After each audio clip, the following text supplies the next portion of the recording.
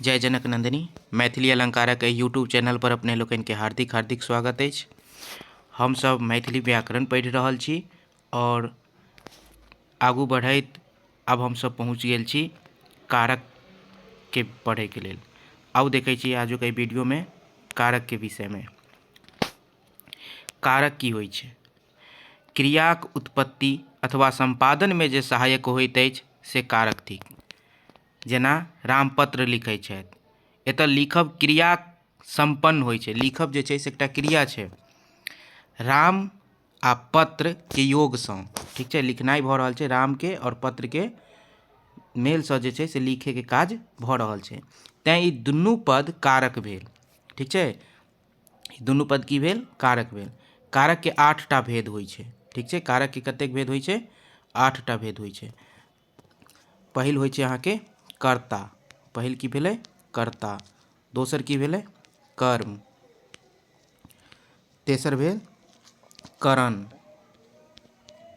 चारिम भेल संप्रदान। संप्रदान, ठीक छै, 9 छूटि गेल। पाँचम अछि अपादान। अपादान, अपादान। छठम अछि संबंध। सातम अछि अधिकरण और आठम अछि संबोधन। ई सबसे महत्वपूर्ण क्लास अछि, ठीक छै। एकरा सबके एकरा कारक के पढ़नाइ बहुत आवश्यक अछि सब गोटा के नीक जकाँ सँ। जँ मैथिली नीक सँ लिखे चाहै छी तऽ कारक के बुझनाइ बहुत आवश्यक अछि। तऽ हम देखलिए जे कारक के 8 टा भेद होइ छै। कर्ता, कर्म, करण, संप्रदान, अपादान, संबंध, अधिकरण और संबोधन। आगू देखल जाय, व्याकरण शास्त्र में कारक 6 टा मानल जाइ छै। संबंध आ संबोधन कारक नहीं ठीक, किएक तऽ क्रियाक संग ओकर कोनो साक्षात सरोकार नहीं अछि। हाँ, संबंध में षष्ठी आ संबोधन में प्रथमाक विधान विहित अछि। जँ मैथिली में विभक्ति के लोपक प्रकृति अछि तैं एकर एतय 8 कारक 8 मानि लेल गेल अछि, ठीक छै। ई सब छोड़ू, मैथिली में कारक कते भेद होइ छै? 8 गो, ठीक छै। मैथिली में कारक पूछल जाए कतेक होइ छै? तऽ होइ छै 8 गो, ठीक छै। आगू देखै छी की सब होइ छै। लेकिन चिन्ह कई गो के होइ छै? तऽ 7 गो के। किएक? देखल जाए किएक। ओहिमे पहिल कहने छलहुँ कर्ता। तऽ कर्ता की होइ छै? कर्ता कारक जे होइ छै से की होइ छै? तऽ वाक्य में जे काज करैत अछि से कर्ता कहबैत अछि। कर्ता की होइ छै? काज करैवला के कर्ता कहल जाइ छै। जे काज करैत अछि से की हेतै? कर्ता हेतै। जेना कि राम फल खा रहल अछि। अगर राम फल खा रहल छै तऽ एहिठाम के काज कऽ रहल छै? राम काज कऽ रहल छै, खाय के काज कऽ रहल छै। तऽ राम जे भेलै से कर्ता भेलै, ठीक छै। एक बेर फेर से सुनबै। कर्ता ककरा कहल जाइत अछि? पूछल जाय तऽ कहबै जे वाक्य में जे काज करैत अछि तकरा कर्ता कहल जाइ छै। जेना मोहन कलम सँ लिख रहल अछि, तऽ एहिठाम लिखै के काज के कऽ रहल छै? तऽ जे काज कऽ रहल छै मोहन, तऽ मोहन की भेलै? कर्ता, ठीक छै। याद राखब। आब आगू बढ़ै छी। हाँ, एकटा महत्वपूर्ण बात, मैथिली में जे होइ छै से कर्ता के चिन्ह नहीं होइ छै। मैथिली में कर्ता के चिन्ह नहीं होइ छै। जेना बता रहल छी, हिंदी में अगर लिखबै राम ने फल खाया, एना लिखबै, ठीक छै।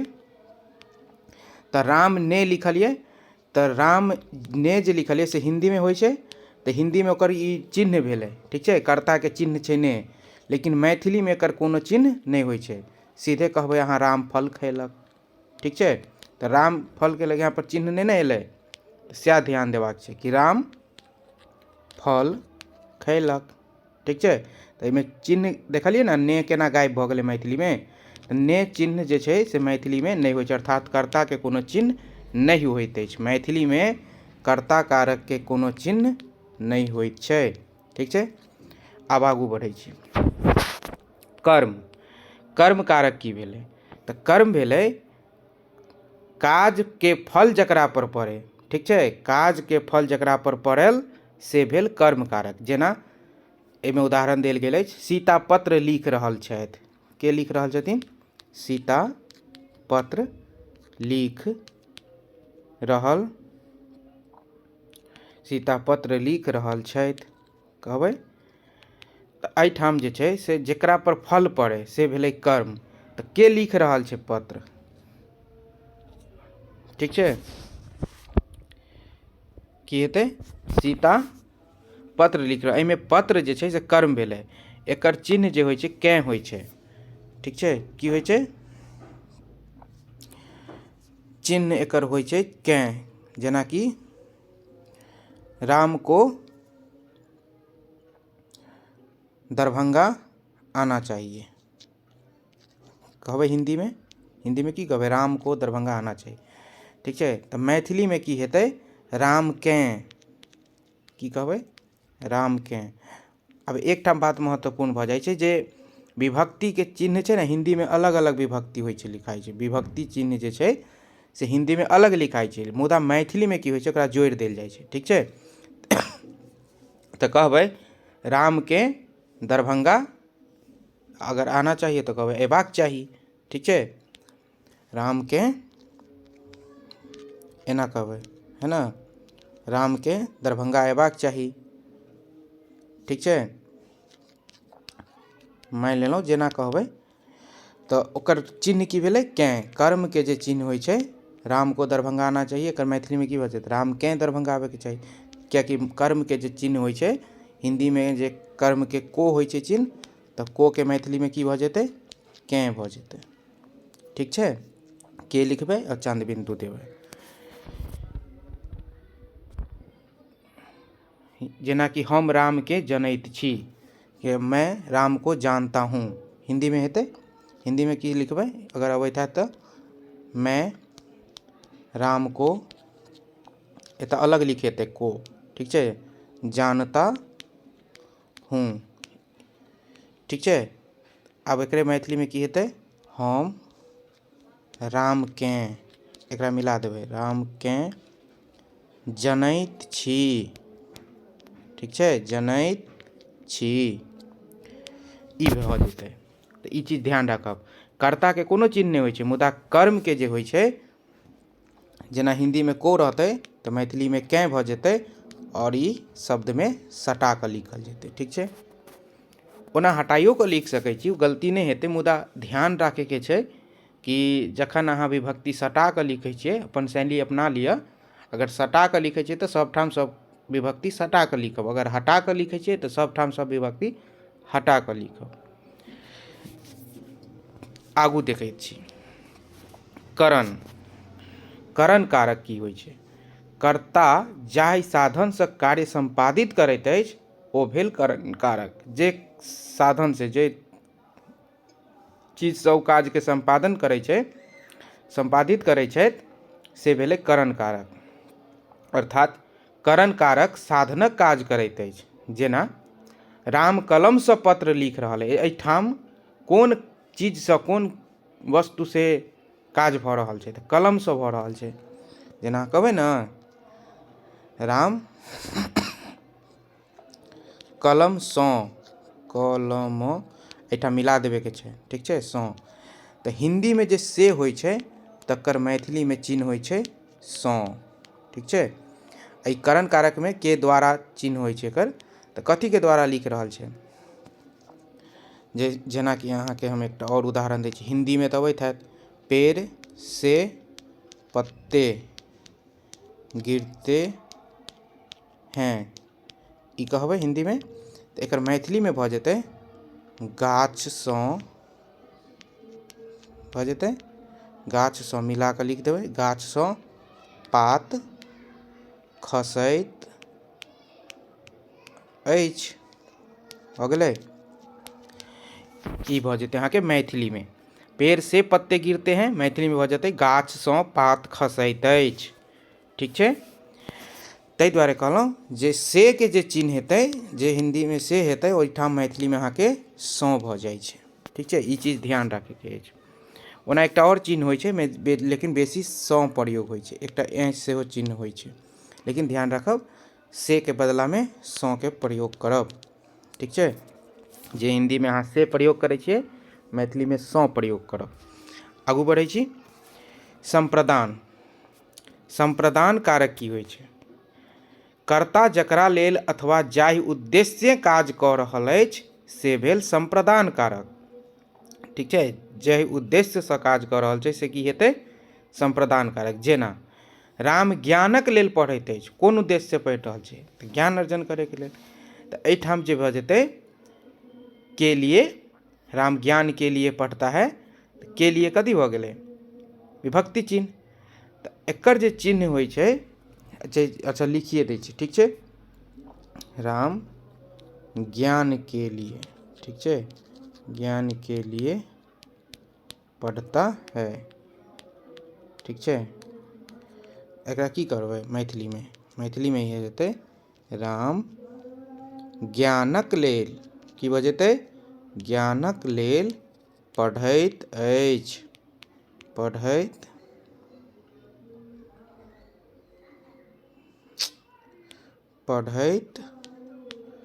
अछि, ठीक छै। एना भऽ जेतै। तऽ एहिठाम की देखलिए जे के लिए जे छलै अहाँके हिंदी में के लिए, ओकरा की भऽ गेलै? क लेल।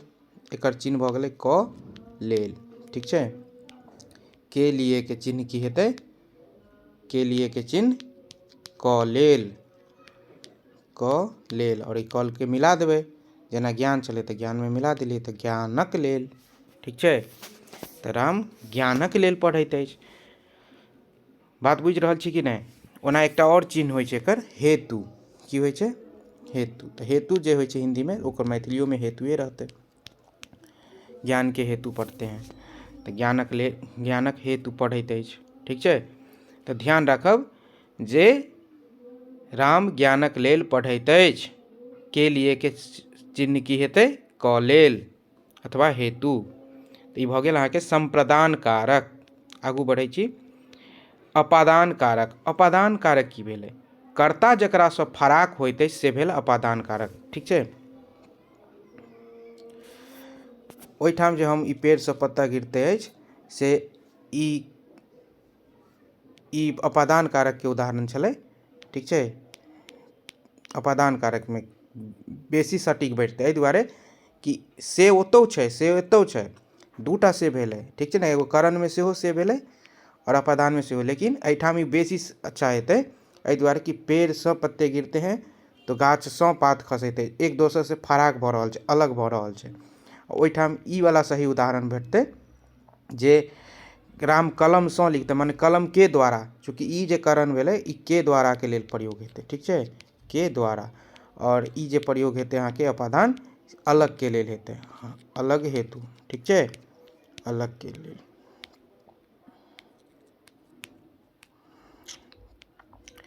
कियाकि एक दोसर से फराक होइ छै, तऽ गाछ सँ पात खसैए, ई बहुत सटीक उदाहरण हेतै। जेना एकटा और उदाहरण, सीता घर सँ स्कूल जाइत छथि, कियाकि ई घर से अलग जा रहल छै, सीता घर सँ स्कूल जा रहल छै, माने घर से अलग भऽ कऽ कहाँ जा रहल छै? स्कूल।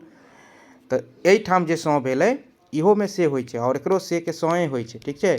मुदा ई दुनू में अंतर इएह छै कि ई अलग के लेल छै, फराक होइत रहै छै एक दोसर से, ओहिठामक लेल छै, और एहि में के द्वारा के लेल छै। जेना कलम से लिख रहल छै, तऽ एहिठाम भऽ गेलै अहाँके कलम सँ, एहिठाम भऽ गेलै घर सँ, ठीक छै। घर सँ स्कूल जा रहल छै, घर सँ। उल्टो भऽ सकै, स्कूल सँ घर जा रहल है तऽ स्कूल सँ, ठीक छै, दीर्घोकार, स्कूल सँ। तऽ इएह चीज छै, माने से के की होइ छै? एहिठाम विभक्ति चिन्ह बस हमरा बताबे के अछि जे से के की हेतै। तऽ से के अहाँके ध्यान राखे के छै, मैथिली में सँ होइ छै, सँ, ठीक छै, सँ भेलै। आब आगू देखै छी। संबंध कारक। संबंध कारक की भेलै? कर्ता के जाहि व्यक्ति, वस्तु अथवा स्थान सँ संबंध देखाओल जाइत अछि से भेल संबंध कारक। जेना रामक घर सुंदर अछि, ठीक छै, अहाँ केर घर कतय अछि? उपयुक्त वाक्य में रामक तथा अहाँ केर शब्द संबंध कारक अछि, एकर चिन्ह क आ केर होइ छै, ठीक छै। संबंध कारक के जे चिन्ह होइ छै, के क होइ छै आ चाहे केर होइ छै, ये दुनू में से कोनो एकटा प्रयोग एक वाक्य में कऽ सकै छियै। जेना बता रहल छी, का, हिंदी में होइ छै का, के, की होइ छै ने, संबंध कारक के जे चिन्ह होइ छै हिंदी में का, के, की, तो मैथिली में की हेतै बस क। ठीक छै, की हेतै क। जेना मोहन, सोहन, रोहन के लिए, चाहे रोहन के घर जाना चाहिए, भ गेलै, रोहनक भ जेतै। ओहिमे खाली की करे के छै, क जोड़ि देबाक छै। जेना रामक घर सुंदर अछि, एहिमे उदाहरण देल गेल छै, इहे बता रहल छी।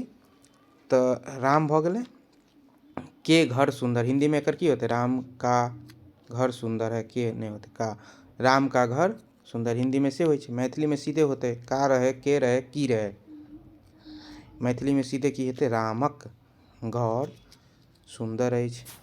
ठीक छै, माने का, के, की के बदला में मैथिली में बस क हेतै। ठीक छै, आगू बढ़ै छी। अधिकरण, ई वीडियो कनी पैघ भ जायत तऽ घबराएब नहि। एकरा एक बेर जँ अहाँ देख लेलियै, नीकसँ समझि गेलियै, तऽ ई अहाँके सब दिन के लेल नीक जकाँ याद भ जायत। ताहि दुआरे ई बहुत जरूरी अछि। अधिकरण कारक की भेलै, कर्ता जाहि स्थान पर काज करैत अछि से अधिकरण कारक अबै छै। जेना छात्र स्कूल में पढ़ै छथि, ठीक छै, जाहि स्थान पर काज करै छै से कथी भऽ गेलै अधिकरण कारक। एतऽ स्कूल में अधिकरण कारक भेल, किया कि ई कारक कार्य संपन्न होयबा में आधारक काज करैत अछि, एकर चिन्ह में होइ छै।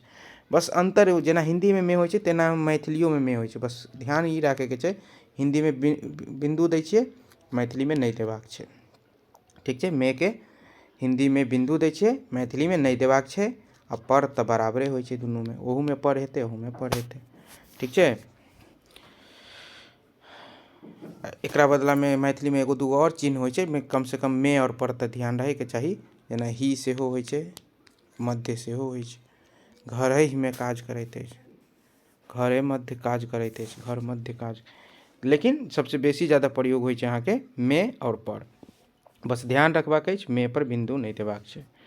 आगू देखल जाय, संबोधन, संबोधन कारक की भेलै, जखन कोनो काज लेल व्यक्ति के संबोधित कयल जाइत अछि तऽ ओ संबोधन कारक कहबैत अछि। जेना औ राम, मोन सँ पढ़ू, एतऽ औ राम जे भेलै से संबोधन कारक भेलै। एकर चिन्ह औ, हौ, रौ, रे आदि अछि। ठीक छै, रे एम्हर सुन कहै छै ने, ई संबोधन भेलै, बजेनाइ।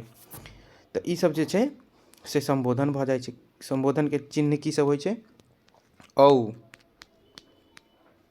हौ एम्हर सुन कहै छै ने लोग, औ, गे, रे होइ छै ने, गे सुन एम्हर, गे होइ छै सेहो, रे होइ छै, हौ होइ छै। ई सब चीज जे छै अहाँके संबोधन कारक के छै। एहिमे गे नहि जेना देल गेल अछि, औ, हौ, रौ, रे। ठीक छै, दान अर्थ में संप्रदान कारकक प्रयोग होइत अछि। जेना राजा ब्राह्मण के प्रचुर दान देलनि, भिखारि लेल अन्न दियौक, ई सब संबोधन कारक भेलै। एहि तरह हम सब आइ कारक के बारे में देख रहल छी, देख लेलहुँ, बल्कि एक बेर पुनः जे छै से हम एकरा बता दै छी सबटा के चिन्ह। ठीक छै, देखियौ चिन्ह की सब होइ छै। कर्ता के कोनो चिन्ह नहीं होइए, कर्म में को के बदला में कै होइ छै। ठीक छै, करण में, करण जे कारक छै ओहिमे से के बदला में सौ होइ छै। ठीक छै, ई के द्वारा वाला जे से हेतै तक्कर होइ छै। तऽ ओतेक नहीं, सोझे अहाँ बुझू जे से के की होइ छै, सौ होइ छै, से के की हेतै, सौ हेतै। ठीक छै, ओकर बाद संप्रदान में की छै कि के लिए होइ छै हिंदी में, तऽ मैथिली में की हेतै क लेल। हेतु ओहू में होइ छै हिंदी में, तऽ मैथिलियों में हेतु हेतै। भऽ गेल। अब अपादान में देखियौ, अपादान में से होइ छै हिंदी में, मैथिली में सौ हेतै। जतऽ से हेतै अहाँके सौ लगा देबाक अछि। एखन सीखिए लेने से के की हेतै, सौ। से के हिंदी में जे से लिखै छियै तऽ ओकर मैथिली में सौ कऽ देबै, बस हटा कऽ लिखे के छै विभक्ति के। संबंध में जे होइ छै अहाँके, संबंध में का के की, ओकरा बदला में मैथिली में का के की सोझे क भऽ जाइ छै। एकर चिन्ह मैथिली में की होइ छै, सोझे क होइ छै। ठीक छै, अधिकरण के की होइ छै मे होइ छै, मे पर बिंदु हिंदी में, मैथिली में की होते सोझे मे बिंदु नहीं देबै और पर के परे रहते।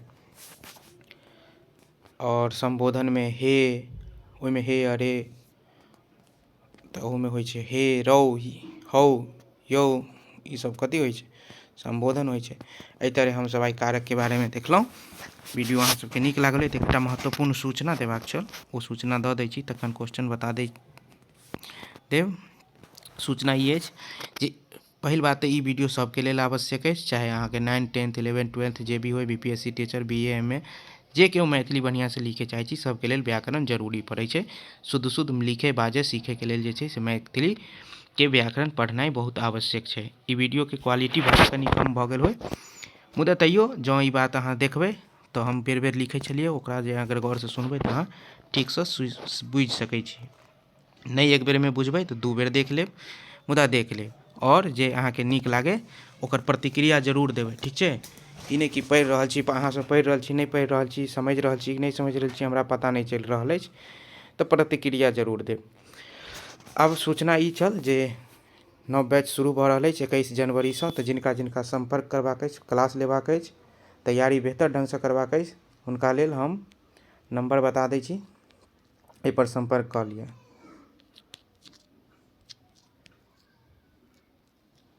ठीक है 7903764319 एहि पर संपर्क कऽ के अहाँ क्लास लऽ सकै छी और अपन जानकारी के बेहतर बना सकै छी, एग्जाम के क्रैक कऽ सकै छी।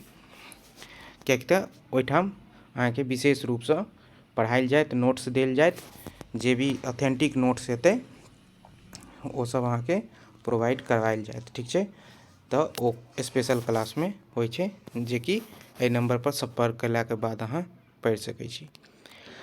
एहिठाम देखू कारक के परिभाषा, कारक के भेद, एहन वाक्य बनाओ जाहिमे 8 कारक आबि जाए, ठीक छै ने। जेना राम ने रावण को बाण से, सीता के लिए, एना कऽ कऽ पूरा बना के 8 टा जे छै से कारक के विभक्ति चिन्ह आबि जाए, एना हिंदी में बना के फिर ओकरा मैथिली में अनुवाद कऽ के देखू, प्रयास करू, सीख जाए। सीता गरीब के धन देलनि, एहिमे कोन कारक के प्रयोग भेल अछि, ठीक छै। ओकर बाद छै निम्नलिखित वाक्य में कारक के रेखांकित करू आ कारक के नाम लिखू। जेना ओ पत्र लिखलनि, कोन कारक छै, सीता घर में अछि में कोन कारक छै, ओ लोकनि गाम से अबैत छलाह, छात्र सुखक लेल पढ़ै छथि, राजा जनक मिथिलाक राजा छलाह, ई काज हम अपने कऽ लेब। जे समझलहुँ ठीक छै, नहीं समझलहुँ तो एहिमे हमरा फेर से कमेंट बॉक्स में कमेंट दिअ कि अहाँ समझ पाबि रहल छी कि नहीं। एहि के संग बहुत बहुत धन्यवाद।